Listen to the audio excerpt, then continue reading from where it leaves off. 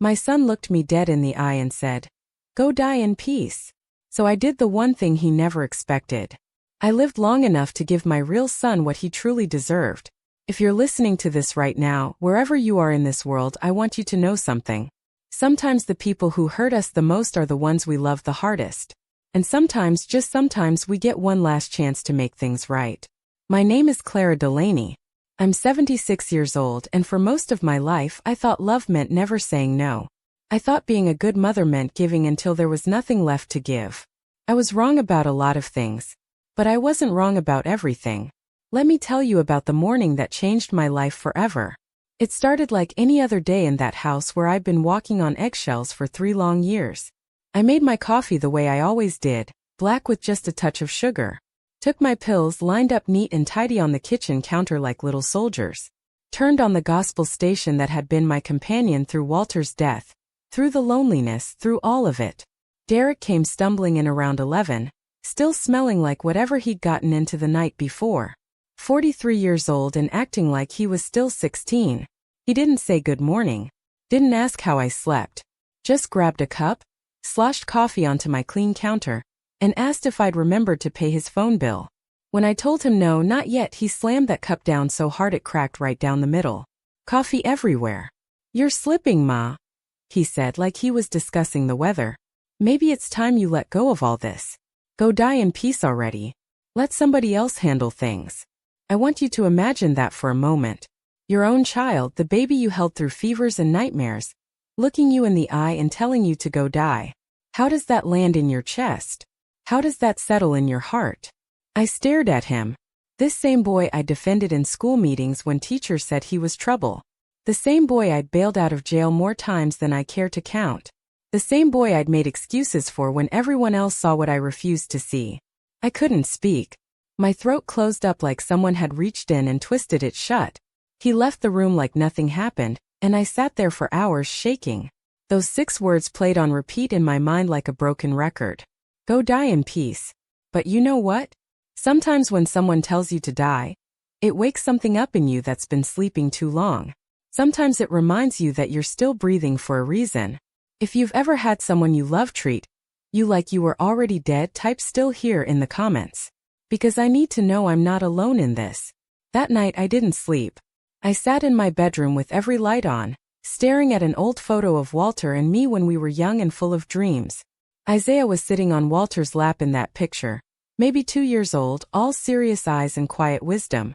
Derek was squirming in my arms, always moving, always wanting something more. I remembered that day like it was yesterday. I remembered how proud I was of our little family. 2 sons who were different as night and day, but both mine. Both loved. But loving them the same and treating them the same turned out to be 2 very different things. You see, before Derek came along there was Isaiah.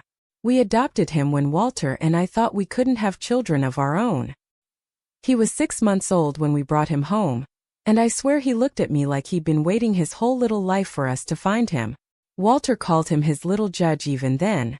Isaiah had this way about him, quiet and thoughtful, like he was always measuring the world and finding it wanting. When Derek was born 2 years later, everything shifted.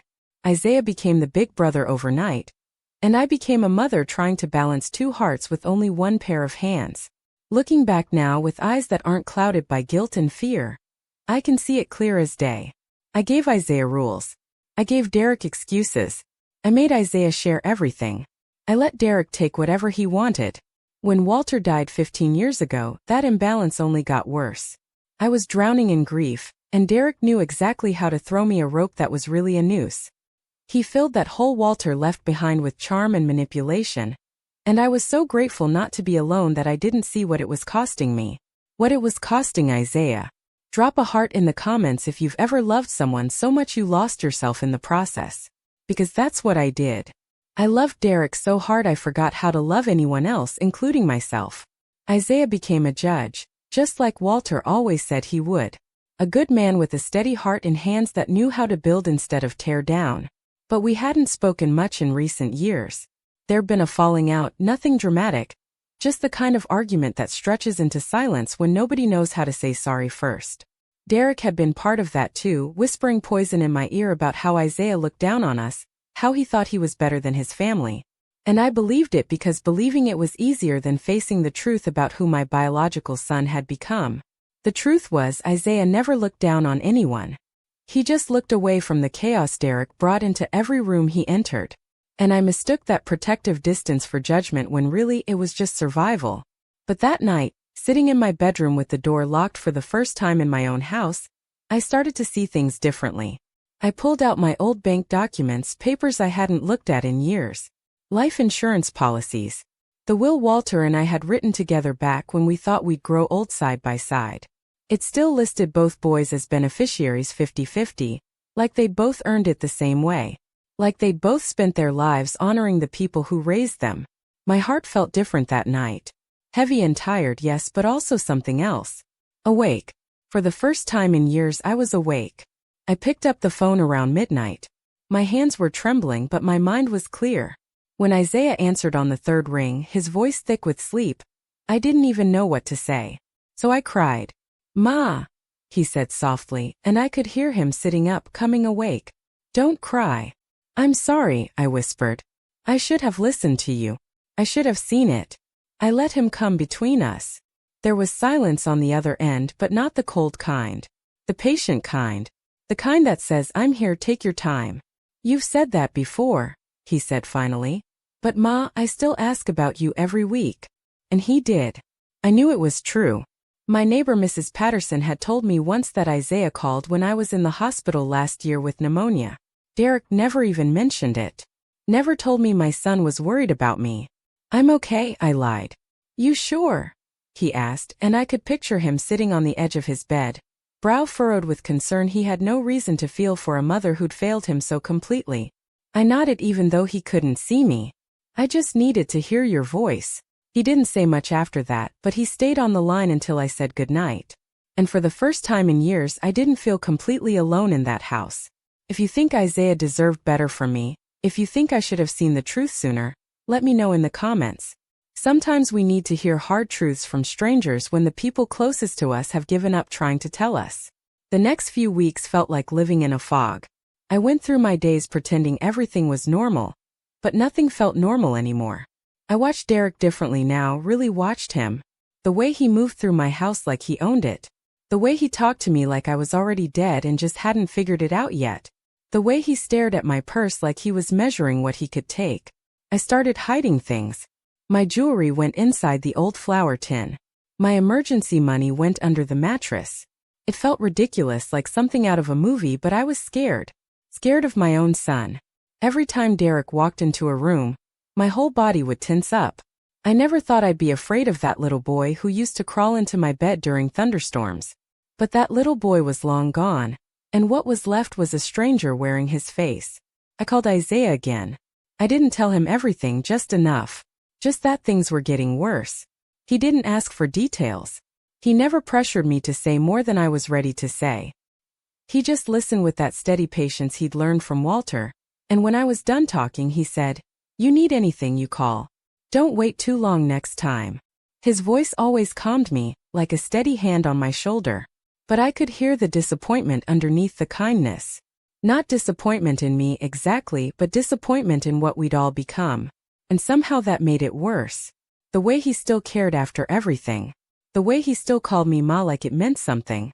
One afternoon I asked Derek to take the trash out. It wasn't a big request, just something that needed doing. But he rolled his eyes and muttered under his breath about how I should be grateful he was even there. Grateful. That word stuck in my chest like a splinter. Grateful for what? For his presence? For his anger? For the way he'd made me feel like a stranger in my own home? That night I started writing. Not a journal exactly. Just thoughts and fears and the beginning of a plan. I called the lawyer Isaiah had recommended to me years ago, just to ask some questions. I didn't mention Derek by name. I just wanted to know what my options were. The lawyer told me my will was outdated, that if anything happened to me it could be contested, especially by someone who was living with me at the time. That shook me more than I expected. I thanked him and hung up, but I couldn't stop thinking about what he'd said. The next day, I quietly began putting things in motion. That same evening, Derek came bursting into the living room while I was watching my programs. His eyes were wide and twitchy. I knew that look. He needed money for his habit and he needed it bad. You got money? He said, not asked. Said. I shook my head. Not right now. You lying? He snapped, moving closer. Where's your purse? I don't have anything on me, I said, trying to keep my voice steady, trying not to show the fear that was crawling up my throat. He lunged toward me and grabbed my necklace. The old gold chain Walter had given me for our 30th anniversary. It was all I had left of him, all I had left of the man who'd loved me when I was still worth loving. I clutched it, but Derek yanked hard. The clasp broke and I stumbled backward, hitting the corner of the coffee table. Pain shot through my elbow and hip like lightning. I cried out, but he was already gone, storming out of the house with my necklace in his fist. I sat there gasping, holding my side, tears streaming down my face. Not just from the pain, though that was bad enough. From the shame. How had I let it come to this? How had I let my own son put his hands on me for a piece of jewelry? But you know what I did? I got up. I grabbed my coat and I walked outside. I didn't even lock the door behind me. I stood at the curb and flagged down the first cab I saw. When the driver asked where to, I gave him Isaiah's address from memory. An address I hadn't visited in too long, but one my heart knew by heart. If you've ever had to choose between your own safety and protecting someone who was hurting you, drop a comment. Because that choice shouldn't be as hard as it is, but sometimes love makes us stupid. When I rang Isaiah's doorbell, it was almost midnight. The porch light came on, the door opened, and there he was. My adopted son, standing barefoot in sweatpants and a t-shirt, looking at me with eyes that took in everything at once. The bruise forming on my arm. The blood on my palm where the necklace had cut me. The tears I couldn't stop. Ma, he said, and I couldn't speak. My throat had closed up again, but this time it wasn't from fear. It was from relief so overwhelming I thought I might collapse right there on his doorstep. He reached out and pulled me inside without another word. Isaiah didn't ask what happened right away. He sat me down on his couch, brought me a glass of water, and made a phone call. I didn't know who he was calling until I heard him say, "Yes, elder abuse. I need immediate action. I'm bringing the complaint to the bench myself." When he hung up and turned to me, his jaw was tight but his eyes were calm. Burning but calm. "What did he do?" he asked. I told him. Not everything, just enough. He listened in silence, and when I was finished he said, "You're safe now. You stay here." He brought me to his guest room and tucked a blanket around me like I was a child again. Like I was worth taking care of. I didn't sleep that night, but not because I was scared. I was just stunned. Stunned that after everything I'd done wrong, after all the ways I'd failed him, Isaiah still opened his door. Still called me Ma. Still protected me. The next day he drove me to the clinic. Took pictures of the bruises. Helped me file an official report. He called a detective he trusted from his years on the bench and personally made sure the case got the attention it deserved. By evening, Derek had been arrested. Isaiah didn't gloat. He didn't say, "I told you so," though Lord knows he had every right to. He just said, "You deserve peace, Ma. And I'm going to make sure you get it." That night, sitting in his kitchen eating soup he'd made with his own hands, I looked at him and whispered, "I don't deserve this kindness." He looked up from his bowl and said, "Then let me give you something you never had before. Closure." For the first time in a long time, I believed it might actually be possible. Share this story if you believe everyone deserves a second chance to do right by the people they've wronged. Because healing isn't just for the young. Sometimes it comes to us in our golden years when we finally have the wisdom to recognize it. The house felt different when I went back to pack my things. Too quiet, but not in a bad way. It was a peaceful quiet. No slamming doors. No footsteps pacing through the hallway at 3 in the morning. No tension hanging in the air like smoke from a fire that never quite goes out. I was safe, but my mind hadn't caught up to that reality yet. Every sudden sound still made me jump. Every creak of the floorboards had me turning my head, expecting to see Derek standing there with that look in his eyes. My body was out of danger, but my spirit was still in survival mode. And Isaiah, bless his heart, he saw that. He didn't push. He didn't smother me with questions or try to fix everything at once. He gave me time. He gave me space. But most importantly, he gave me dignity. He let me move at my own pace, even if that meant sitting in silence some mornings, just staring out his kitchen window while he made breakfast. I couldn't help but study him sometimes when he wasn't looking. He had Walter's stillness, that quiet strength that didn't need to announce itself to be felt. His voice, low and firm and endlessly patient, felt like something I'd been missing for years without even knowing it. I'd gotten so used to chaos, to Derek's loudness and rage, that I'd forgotten what a calm home could feel like. One morning I woke up before dawn, feeling restless. I found Isaiah in the living room already dressed, reading through a stack of documents at his kitchen table. "Couldn't sleep?" he asked, looking up. I shook my head and sat down across from him. "What are you working on?" "Your case," he said simply. "And something else." He slid one of the papers across the table. It was a blank will, but with all the sections labeled and explained. I stared at it like it might bite me. "You don't have to do anything right now," he said. "But I thought you should know your options." I touched the paper gently. "I haven't even thought that far ahead." "I know. That's why I have." I looked up at him then, and the emotion caught me off guard. Not just guilt, though there was plenty of that, but grief. Real deep grief for all the years we'd lost. All the moments I'd missed. All the trust I'd let erode because I was too afraid to confront the truth about Derek. "Isaiah," I said, my voice cracking like old wood. "I'm sorry I didn't protect you better. I should have seen it sooner. The way Derek poisoned everything between us. The way I let him." He didn't say anything right away. He set his pen down and leaned back, hands folded in his lap like he was in his courtroom weighing evidence. "You were grieving," he said finally. "After Dad died, you were alone. I understood that. That doesn't excuse it." "No, but it explains it. I never needed you to be perfect, Ma. I just needed you to remember who I was." His words hit me harder than anything Derek had ever said. I reached across that table and took his hand, feeling how steady it was, how sure. "I do now," I whispered. "I promise I do." We sat like that for a while, the legal papers forgotten between us. That moment wasn't about wills or inheritance or any of that. That moment was about healing. And I felt something inside me begin to shift, like ice breaking up in spring. The guilt didn't vanish completely. I don't think it ever will. But it stopped strangling me. It loosened its grip just enough for me to breathe again. If you've ever had to rebuild trust with someone you love, someone you hurt through your own blindness, let me know you're out there. Because it's possible. Hard as hell, but possible. Later that week, Isaiah drove me back to the house to get my things.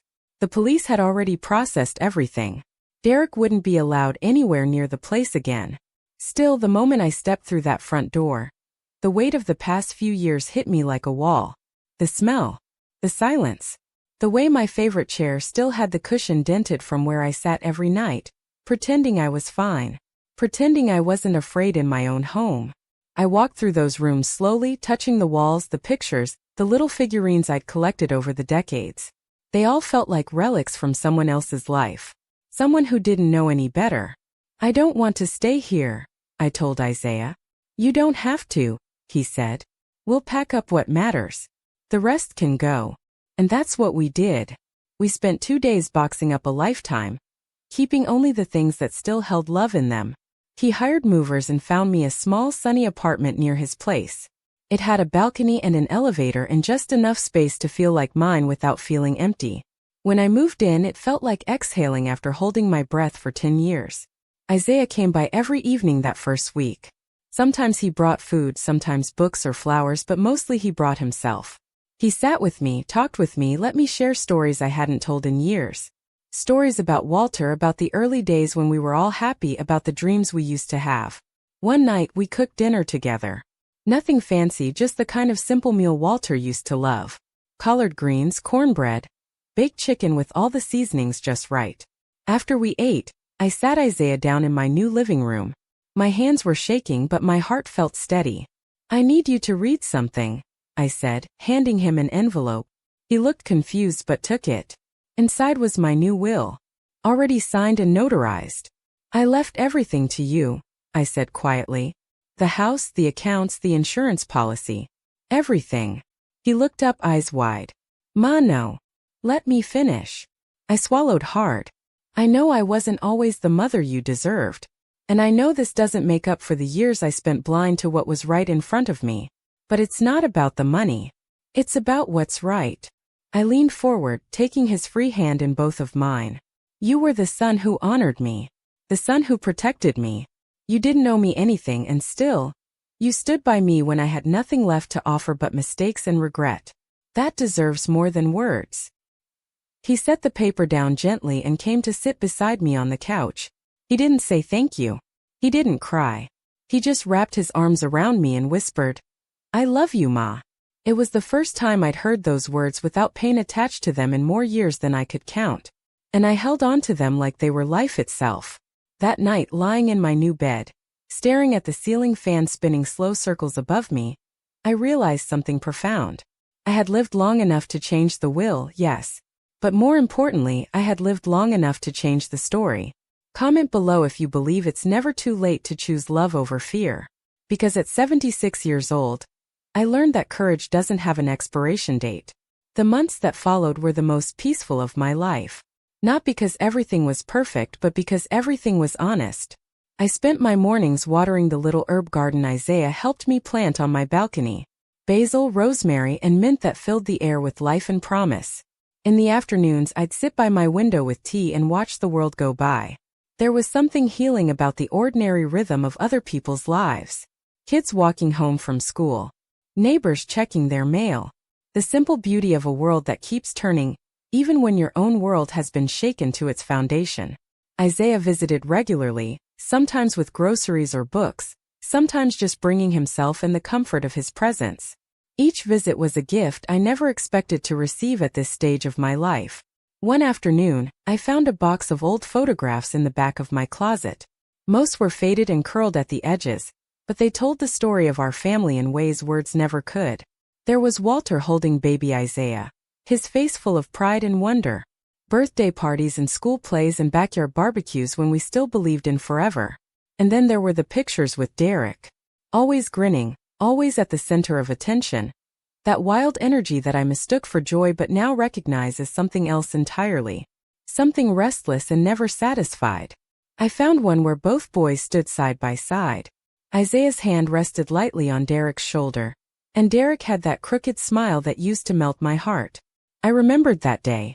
It was the last time they both laughed in the same room. When Isaiah came by with dinner that evening, I showed him the photo. I remember that, he said, studying it. Dad made us take turns on Derek's new bike. You always let him go twice as long, I said. He always cried if I didn't. There was no anger in his voice. No bitterness. Just truth, simple and clear. I wish I had done more to balance things, I said. I wish I had seen how he leaned on you for everything and how I let it happen. Isaiah set the photo down and turned to face me. You can't go back, Ma. You can only go forward. And you've already done the hardest part. You chose to see things clearly. That's more than most people do. You don't have to keep forgiving me, I whispered. I'm not forgiving you, he said. I'm just loving you. That's different. And in that moment, I understood something I'd never grasped before. Love isn't something you earn or lose. It's something you choose over and over again, even when it's hard. Especially when it's hard. The day of Derek's sentencing arrived like a storm I could see coming but couldn't avoid. I didn't want to go to the courthouse, but I knew I needed to. Isaiah stood beside me. His presence the only thing keeping me upright. Derek was brought in wearing a wrinkled orange jumpsuit, wrists cuffed. He didn't look at me. Didn't acknowledge that I was there. When the judge read the charges: assault, elder abuse, attempted robbery, I felt my knees go weak, but I stayed standing. I remembered the boy he used to be.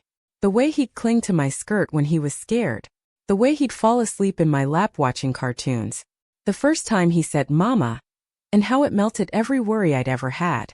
But that boy was gone. Had been gone for years. What sat before me now was a stranger who happened to share my DNA. When the judge asked if I had anything to say, I stepped forward slowly.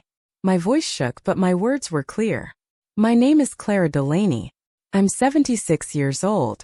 I raised Derek from birth. I also raised Isaiah, who stands beside me now. I made mistakes as a mother. I see them clearly now. But one thing I never expected was to fear for my life in my own home. I took a breath, looking directly at the judge. I never thought I'd have to hide my jewelry or sleep with my door locked. I never imagined my own son would hurt me for drug money. I'm not here today for revenge. I'm here because I deserve peace. And I won't be silent about what was done to me. The courtroom was quiet. Even the judge looked moved.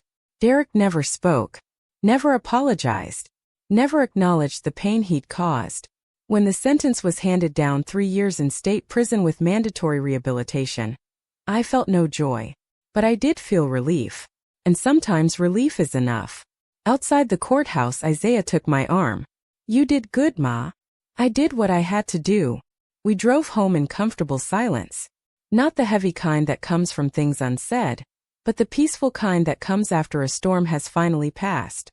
Write justice in the comments if you believe standing up for yourself is never wrong, no matter how old you are or who hurt you. Because silence isn't peace. It's just delayed pain. A few days later, Isaiah brought over a picture frame. Inside was a photo I'd forgotten existed: Walter, Isaiah, and me at Isaiah's law school graduation. We all looked so proud, so full of hope for the future. I stared at it for a long time before placing it on the mantel in my new living room. "This is home now," I said. "Yes," Isaiah agreed. "It is." That night, as I settled into bed in my safe, peaceful apartment, I thought about how far we'd traveled. Not just physically, but emotionally. I had been standing at the edge of something dark and final. I had heard words meant to push me into giving up. But I didn't let them win. I chose to live. I chose to heal. I chose to give my legacy to the son who earned it through love, not blood. And in doing so, I finally found the peace Derek told me to go die with. The difference is I found it while living. I found it while fighting. I found it while choosing love over fear, truth over comfort, courage over silence. My days now have a rhythm I'd forgotten was possible. I wake up when I want to, not when I have to. I make my breakfast slowly, savoring the quiet morning air coming through my open windows. I tend my little garden and watch my neighbors live their lives and feel grateful to be part of the world again. Isaiah stops by often, not out of duty but out of love. We cook together sometimes or just sit in comfortable silence. We don't always talk about the past. We don't have to. Sometimes healing means talking through the pain. Other times it just means being near someone who never made you feel like a burden. One evening, as we shared a simple dinner, I looked across the table at this man who'd become everything I'd hoped Derek could be. And I felt something I hadn't experienced in years. Complete contentment. Not happiness exactly, but something deeper. Peace with my choices. Peace with my life. Peace with the love I'd found and lost and found again. "There's something I want to tell you," I said to Isaiah that night. When Derek told me to go die in peace, he meant it as cruelty, as a wish for me to disappear. But I took it as a challenge. I decided to live long enough to find real peace. The kind that comes from doing right by the people who deserve it. Isaiah reached across the table and squeezed my hand. "And did you find it?" I squeezed back, feeling the strength in his grip, the steadiness that had been missing from my life for so long. "I did," I said. "I really did." If this story touched your heart, if it reminded you that it's never too late to choose love over fear, justice over comfort, truth over silence, then share it. Like it. Subscribe to hear more stories like mine. Because somewhere out there is another grandmother, another mother, another woman who needs to know that her voice still matters. That her peace is worth fighting for. That love, real love, isn't about blood. It's about choice. Let me know in the comments where you're listening from. I want to know that voices like mine, stories like this one, are being heard around the world. Because every woman deserves to end her story with dignity. Every mother deserves to see clearly before it's too late. And every heart deserves a chance to heal, even when the scars run deep. Thank you for listening. Thank you for caring. Thank you for believing that an old woman's truth is worth your time. Now go love the people who love you back. Life's too short for anything less.